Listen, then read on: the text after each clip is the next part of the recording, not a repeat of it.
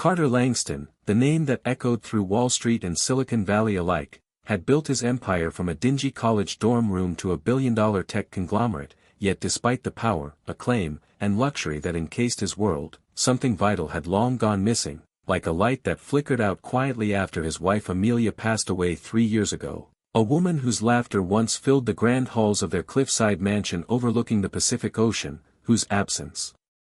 turned the golden glass corridors of their home into silent shrines of wealth without warmth. Carter, now 42, buried himself in work, trading bedtime stories with Noah, his 8-year-old son, for boardroom briefings and shareholder meetings, thinking he was protecting him by building a legacy, not realizing that he was becoming a ghost in his son's life, present in name but absent in soul. Until one chilly December morning, the illusion of control shattered. The housekeeper's panicked voice crackled through the intercom, her words sharp and sobering. "Sir, Noah is gone. We can't find him anywhere." Alarms blared, private security launched into frantic sweeps of the estate, drones took to the sky, and police were notified, but Carter, frozen at first, felt something primal rise in his chest, fear, raw and unfiltered, replacing the cold efficiency of a businessman with the anguish of a father who'd taken for granted the most precious person in his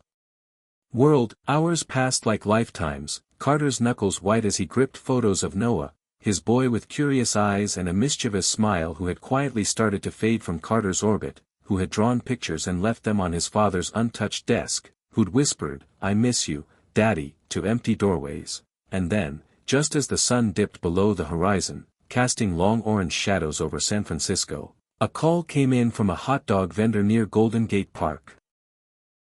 A boy matching Noah's description had been seen playing by the carousel with a strange companion, a homeless girl, they said, barefoot and wild-eyed but protective, like a guard dog in human form. Carter raced through the city in a convoy of black SUVs, his mind tormented with what-ifs, until finally, as he approached the park, time seemed to freeze. There, by a chipped wooden bench, sat Noah, cross-legged and safe, holding hands with a frail, dirt-smudged girl in oversized clothes and torn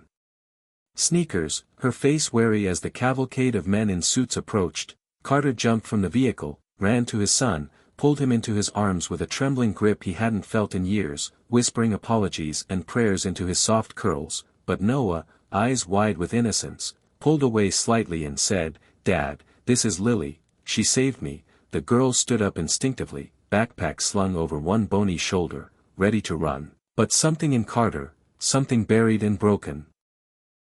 held him back from speaking too harshly. Instead, he knelt, eye to eye with this tiny protector, and gently asked, "Are you all right?" But her only answer was a small shrug and the words, "I'm used to worse." Over time, as they sat beneath the fading glow of carousel lights and listened to Noah recount the story, how he'd snuck out that morning trying to buy his late mother's favorite flower from the florist, gotten lost in the labyrinth of the city, and was about to cry when Lily found him near a trash bin and offered him her only sandwich, Carter's heart cracked open, guilt rushing in like a flood, realizing he'd been missing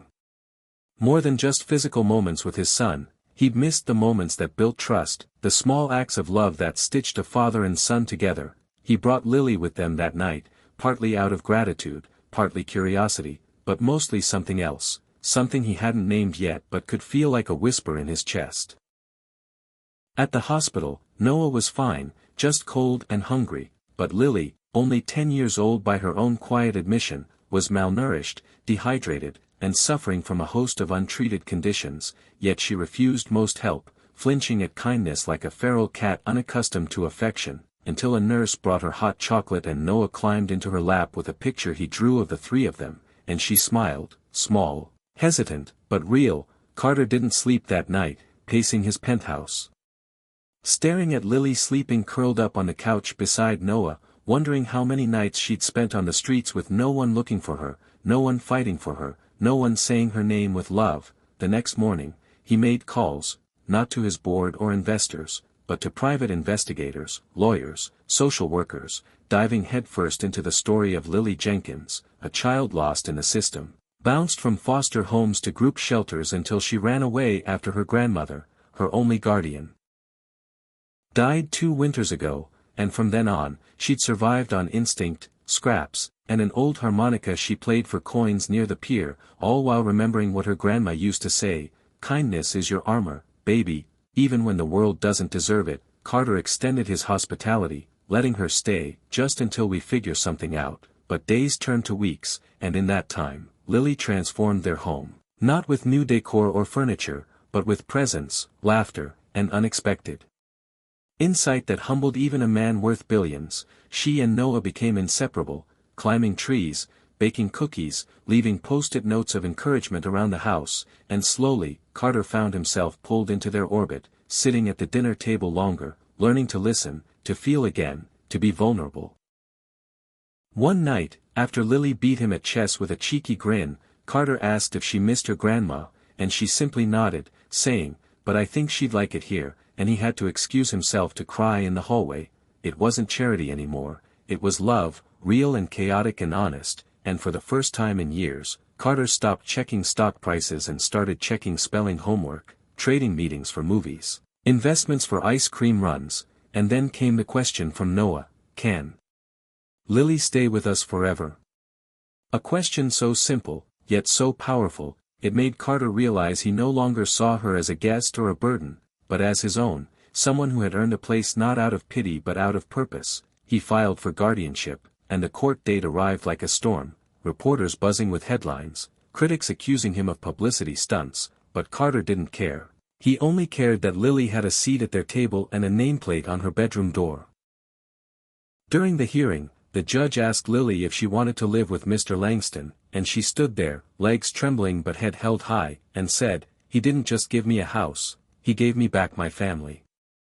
I used to think love was something you lose, but now I think it's something you fight for," and even the court stenographer paused to wipe away tears as the judge smiled and said, "Then welcome home, Lily Langston." Carter held her hand as they walked out of the courtroom, surrounded by flashing cameras and cheering strangers, but all he saw was her smile, all he heard was her laugh echoing through the marble steps like a new beginning. In the years that followed, Lily thrived, not just academically but emotionally, becoming a voice for foster children, starting a non-profit called Second Chances to help others like her, standing beside Carter at galas not as a symbol, but as his daughter, proud and powerful. Noah grew too, deeply compassionate, fiercely loyal, and forever grateful to the sister who had once saved him with a sandwich and a story, and their bond remained unbreakable through every season. And Carter changed most of all, shedding his armor of titles and wealth, becoming the man Amelia once saw in him, the father he always wanted to be, not perfect, but present. And whenever anyone asked what turned his life around, he'd point to an old framed drawing in his office, 3 stick figures under a smiling sun, and say, "It all started when I found a homeless girl with my son," but really, it was she who found us, reminding the world that the greatest wealth isn't measured in digits or dollars, but in the hearts we choose to hold, and the love we're brave enough to give.